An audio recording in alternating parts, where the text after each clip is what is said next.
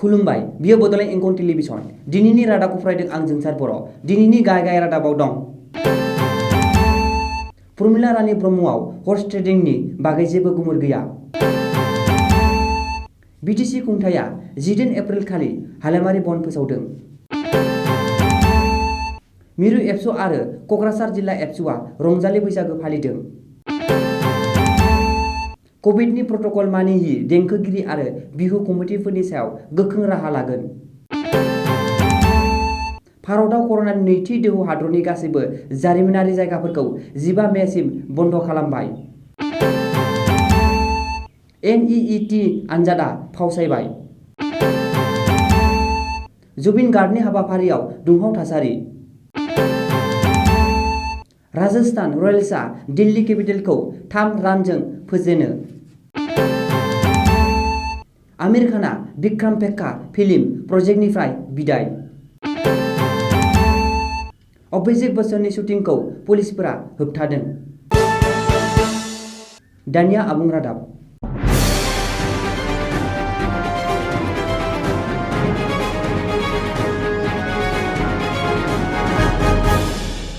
विधानसभा बिसायख'थिनि उननिफ्रायनो हर्स ट्रेडिंखौ लानानै आसामनि राजखान्थिया दुंहाव थासारि सोमजिनानै दं। नाथाय बे हर्स ट्रेडिं एबा हटेल पलिटिक्सनि बागै 30 नं सानजा क'क्राझार बियाबनि PPF दोलोनि बिजाथि आरो मन्त्रि प्रमिला रानी ब्रह्मनाव जेबो गुमुर गैया आरो गावखौनो दासिम जेरावबो हमथानानै दोनाखै होननानै बुंदों।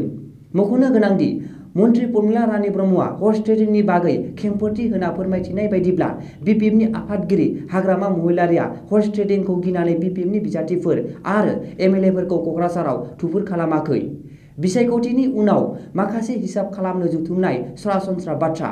अब्लाबो माजबाद आरो बिजनि BPF दोलोनि बिजाथि आरो MLA सरहन बर' आरो कमलसेन नार्जारि मोना क'क्राझारनि गौरां हटेलाव थाहैनाया सैथो। नाथाय हर्स ट्रेडिंनि बागै गावनो जेबो रोखोमनि फोरमायथियाखै होननानै खेंफोरथि होदों प्रमिला रानी ब्रह्मआ। अदेबानि BPFनि लाइमोन बिजाथिफ्रा बिसायख'थिनि उनाव गावखौनो फ्रेस खालामनो थाखाय बाहेराव थांनो थियारि खालामनो हागौ होननानैबो बुंदों प्रमिला रानीया। ओरैहाय बिटिसिनि सिङाव थानाय मोन 12 मासिनि गेजेराव 11 मासियावनो BPFआ देरहागोन होननानै प्रमिला रानी ब्रह्मआ दाबि खालामदों। नाथाय तामुलपुर बियाबाव BPFआ देरहाथारगोन होननानै रोखा नङा होननानैबो गावनि मोन्दांथिखौ फोरमायदों। बिटिसि खुंथाया फैगौ 10 एप्रिल रबिबारखालि हालामारि बन्द फोसावदों।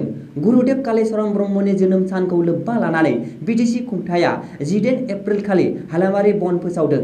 बिटिआरनि दरब्रै जिल्ला फारियै क'क्राझार, चिरां, बाक्सा आरो उदालगुरि जिल्लानि थाखाय हालामारि बन्द फोसावदों। बिटिसि खुंथाया दिनै गंसे नटिफिकेसन जारि खालामना हालामारि बन्दखौ फोसावदों। बबेखानि 10 एप्रिल खालि बिटिसिनि सिङाव थानाय दरब्रैबो जिल्लायाव गासैबो बिफाननि सोरखार हाबा हुखाफोरखौ दोनथ'नो थाखायबो बिटिसि खुंथायनि बिथिंनिफ्राय बिथोन हरनाय जादों। मैया थामहिनबा 1 बैसागुआव क'क्राझार जौसिन फरायसालिनि गेलेग्रा फोथाराव मिरु एबसु आरो क'क्राझार जिल्ला एबसुआ जयै गोदान बोसोर रंजालि बैसागु फालिदों। बे गोदान बोसोर रंजालि बैसागु फालिथाया मैया गाजा गोमजायै जोबनानै थांबाय। बे फालिथायाव बिटिआरनि गाहाय प्रमद बर', बारग' MP उरखावगोरा ब्रह्म, EM उकिल मोसाहारि, एबसुनि आफादगिरि दिपेन बर' आरो बायदि बायदि बिफाननि बिबानगिरिफ्रा बाहागो लानायजों लोगोसे गोजोननि फारौ बिरहोनायखौबो नुनो मोन्दों आरो गोदान बोसोर रंजालि बैसागुनि बयनिसिमबो गाहाम हामलायनाय बावहरदों। आसामाव कर'ना भाइरास एबा COVID-19नि गाग्लोबनाया फिन गिख्रंथाव महर लादों। नाथाय आसामाव फिन लकडाउन खालामनाय नङा होननानै सावस्रि मन्त्रि डक्टर हिमन्त बिश्व शर्माया रोखायै फोसावदों। आसामाव फिन लकडाउन खालामनायनि जेबो आसा गैया होननानै असमिया गोदान बोसोर एबा रंजालि बैसागु फोरबोनि गिबि सानाव खौरांगिरिनि सिगाङाव फोरमायदों सावस्रि मन्थ्रिया। मख'नो गोनांदि आसाम सोरखारनि सावस्रि बिफाना फोसावनाय आरो खाना होनाय कभिड प्रट'कल एबा गाइडलाइनफोरखौ आबुङै मानिनानैसो बैसागु रंजानो आरो बैसागु फांसनफोर खुंनो थाखाय बिथोन होदों। हरनि 11:30 रिंगानि सिगांनो गासैबो बिहु फांसनफोरखौ फोजोबनो थाखायबो सोरखारनि बिथिंनिफ्राय गोख्रों बिथोन होनाय जादों। बिनिखायनो सोरखारा खाना होनाय कभिड प्रट'कलखौ मानियि साफ्रोमबो देंखोगिरि एबा सिलिप आरो बिहु कमिटिफोरनि सायाव गोख्रों राहा लागोन होननानै हुमखि होदों सावस्रि मन्थ्रि डक्टर हिमन्त बिश्व शर्माया। ओरैहाय 2021 मायथाइनि मेट्रिक आरो हायार सेकेन्डारि जोबथा आनजादनि सायाव फैगौ 25 एप्रिलनि उनावसो सोरखारा सोलोंथाइ बिफानजों सावरायगोन होनना फोरमायनानै मन्त्रि हिमन्त बिश्व शर्माया खौरांगिरिनि सिगाङाव बुंदों दि फैगौ 2 मे खालारनि उनाव गोदान सोरखारासो देग्लायनि मेट्रिक आरो हायार सेकेन्डारि जोबथा आनजाद खुंनाय खुङिनि सायाव जोबथा थांखि लागोन। भारत हादरनाङै कर'ना भाइरासनि नैथि दोहौआ फिन गिख्रंथाव महर लादों। आथिखालनि थासारि आरो अलखदखौ नायनानै भारत हादरनि गासैबो जारिमिनारि जायगाफोरखौ 15 मे खालारसिम बन्द' खालामनाय जाबाय। कर'ना भाइरासनि गिख्रंथाव गाग्लोबनाय समाव जाहाथे रावबो दावबायारिफ्रा जारिमिनारि जायगाफोराव हाबनो हाया बेनि थाखायनो मिरु सोरखारा 15 मे खालारसिम बन्द' खालामना होदों। मख'नो गोनांदि जारिमिनारि ताजमहल आरो लाल किलाखौ लाजेननानै मिरु सोरखारा बन्द' खालामनाय भारत हादरनि बे जारिमिनारि जायगाफोरनि फारिलाइयाव आसामनि शिबसागर जिल्लायाव थानाय आहम इरा रंघर, कारेंघर, शिबद'लबो दं। बेखौबो मख'नो नांगोन दि कर'नानि नैथि दोहौआ ओरैबायदि गिख्रंथाव महर लादों दि हादरनाङै सानफ्रोमबो 2 लाखनिबो बांसिन सुबुंफोरनि देहायाव कर'ना पजिटिभ मोननो हागासिनो दं। बोहैथि दाननि 18 एप्रिलाव जानो गोनां NEET थामहिनबा नेशनेल एलिजिबिलिटि कम एन्ट्रेन्स पस्ट ग्रेजुएटनि आनजादखौ फावसायबाय। कभिड-19 गाज्रि थासारिखौ नायनानैनो बेखौ खालामनाय जादों होनना मैया मिरु सावस्रि मन्त्रि हर्षवर्धनआ फोरमायदों। मिथिनानै मोननाय बायदिब्ला बे खेबाव गासै 1.7 लाख आनजाद होगिरिफोर दं। बबेखानि बे आनजादा माब्ला जागोन बेनि थि समखौ फोरमायथ'वाखै। आसामनि मुंदांखा देंखोगिरि जुबिन गार्गनि बैसागु फांसनाव दुंहाव थासारि। खुद्रिखांनाय रायजो राजाफ्रा सियार आरो बायदि बायदि मुवा बेसाद बुफायनानै गावसोरनि खुद्रिनायखौ दिन्थिदों। मख'नो गोनांदि बे जाथाया जादों बङाइगाव जिल्लायाव। सुलुङाव फोरमायथिनाय बायदिब्ला कर'नानि थासारिखौ नायनानै बैसागु फांसन खुंनायनि थाखाय जर'खा नेम खान्थि फोसावनायजों लोगोसे गासैबो बैसागु फांसनफोरखौ हरनि 11:30 रिंगानि गेजेरावनो फोजोबनो आसाम सोरखारनि सावस्रि मन्त्रि डॉ हिमन्त बिश्व शर्माया बिथोन होनायजों लोगोसे गाइडलाइन सिफायनाय देंखोगिरि आरो बिहु कमिटिनि सायाव राहा लागोन होननानै हुमखि होनायखौ नोजोर होना जुबिन गार्गआ बङाइगावआव गावनि हाबाफारिखौ हरनि 11 रिंगायाव फोजोबो।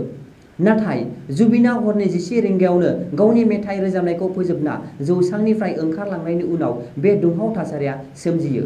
मख'नो गोनांदि गिख्रंथाव कर'ना भाइरासनि अलखद थासारिनि गेजेरावबो रायजो नाङै बैसागु फोरबो फालिदों आरो रंजादों। रायजो सोरखारा खाना होनाय नेम खान्थिनि गेजेरजों रायजोनि खना खनला बैसागु फांसनफोर खुंनायखौ नुनो मोन्दों। मैयानि IPL मेचआव राजस्थान रयेल्सआ दिल्ली केपिटेल्सखौ 3 रानजों फेजेनो। दिल्लीआ गिबियाव बेटिं खालामनानै 20 अभाराव सा-8 उइकेट 147 रान बुनो हायो। दिल्लीनि जानानै केप्तेन ऋषभ पन्टआ 22 रान बुयो। जयदीप उनकदनआ राजस्थाननि जानानै 4 अभाराव 15 रान बुनानै सा-3 गिदिर उइकेट लायो। राजस्थान रयेल्सआ 19.4 अभाराव 7 उइकेटआव 150 रान बुनानै देरहानो हायो। राजस्थान रयेल्सनि जानानै बिबिड मिलारआ 64 रान बांसिनै बुनो हायो। मात्ताफार आरो बिजेपि सेतुपाथीनि सुपारहिट तामिल फिल्म विक्रमवेताखौ दायो बलिउड बानायफिननो थियारि खालामगासिनो। सुलुङाव फोरमायनाय बायदिब्ला आमिर खानआ बे फिल्मआव गेंगस्टारनि आखु लागोन। बिथांनि बायदिब्ला फिल्मआ हंकं बेस्ड गेंगस्टारनि काहानि जाथों। जाहाथे फिल्मआ चीन हादराव गोबां रां खामायनो हायो। मानोना आमिर खाननि दांगल आरो सेक्रेड सुपारस्टार चीननि गोबां अनसायनाय मोन्दोंमोन। बबेखानि कर'नानि गाज्रि थासारि आरो भारत चीननि गाज्रि सोमोन्दोनि थाखाय फिल्मनि कनसेप्टखौ सोलायनांगौ जायो। बिब्दि कनसेप्ट सोलायनायनि थाखायनो आमिर खानआ दायो बे प्रजेक्टनिफ्राय बिदाय लाबाय। गोदानै मिथिना मोननाय बायदिब्ला दायो विक्रमवेता फिल्मनि शुटिंखौ भारत हादरनि लखनौनि खायफा जायगाफोरावनो खालामसिगोन। लोगोसे ऋतिक रोशनखौ पुलिसनि आखु आरो सैफ आली खानखौ गेंगस्टारनि आखुआव नुनो मोनसिगोन। अभिषेक बच्चनआ लखनौनि बेगम हजरत महल पार्कआव गावनि फिल्मनि थाखाय शुटिं खालामबाय दंमोन। बे खौरांखौ मोननानै हजरतगंज थानानि पुलिसआ शुटिंखौ बन्द' खालामनो बिथोन होयो। बबेखानि शुटिंनि थाखाय पारमिसन दंखायोमोनब्लाबो कभिड-19 नि थासारिखौ नायनानै शुटिंखौ होबथानाय जादों। सुलुङाव फोरमायनाय बायदिब्ला बे समाव अभिषेकखौ लानानै 50-60 सो फिल्मनि खामानि मावग्राफोर दंमोन। दायो बे शुटिंखौ दोनथ'नाय जाबाय। दिनैनि रादाबा एसेनोसै। गोजोन्थों।